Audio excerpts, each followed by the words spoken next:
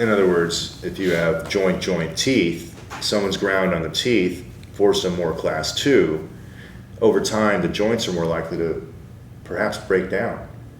It's kind of like, in a very simple sense, it's almost like looking at a three-legged table and you have one of the legs whittle away, then another one follows. In a traditional dental model, yes. Yeah.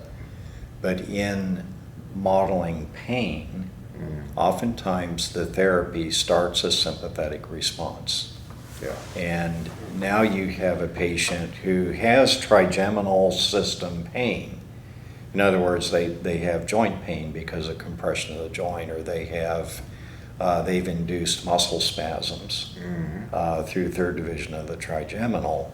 That's a traditional dental model, but the treatment itself can turn on a sympathetic response out of the cervical spine.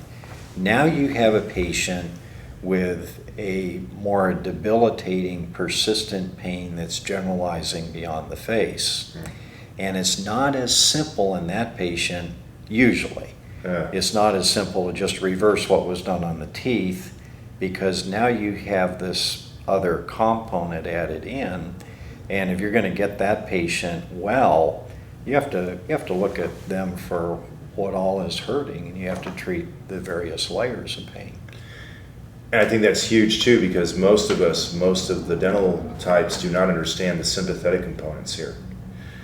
And it's let me extrapolate from there.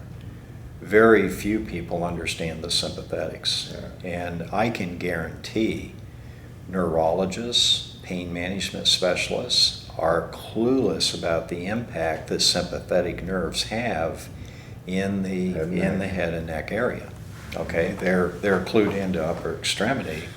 They have no idea that you get dystonia in the hand from CRPS, and you look at that and you say, well, yeah, gosh, look at that dystonia in those muscles distorting a joint. Same thing happens here. Okay, only the dystonia is mandible, typically is translating forward. Okay, the dystonia is distorting this joint by posturing the condyle forward. And you look at the bite, and these people can't find a comfortable bite. They can't find it. Try to get a CR on that patient. We can't find it. And so that's dystonia, but what's added into the dystonia is also spasm, okay?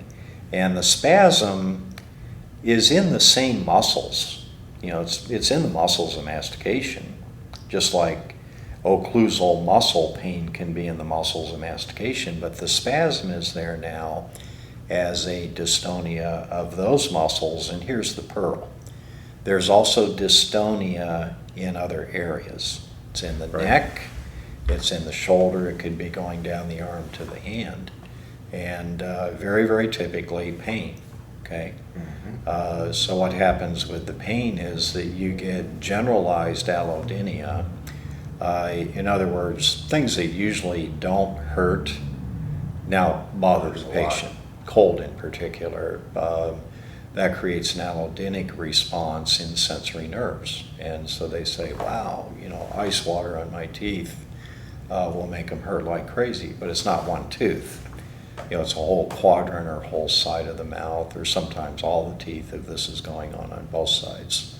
So at any rate, this is kind of spreading the topic out. The original topic was vertical dimension of occlusion. Yeah. And it's not so simple to say. Cut. Yeah. We'll cut that piece out. Let's start with vertical again. Yes. So the topic becomes vertical dimension of occlusion, and it's not as simple as saying, well, we just make these changes and we make them better, because there are so many cofactors. The condition of the joint, habituation of bruxism, sometimes acquired dystonias like sympathetic dystonias. And these people, I think, are oftentimes very, very challenging to dentists, because we look for a nice compact set of guidelines to manage them. And that population has variable joint condition, they've got variable sympathetic input, various injury pathways. And so you really have to understand everything or as much as you can about what's going on with the patient.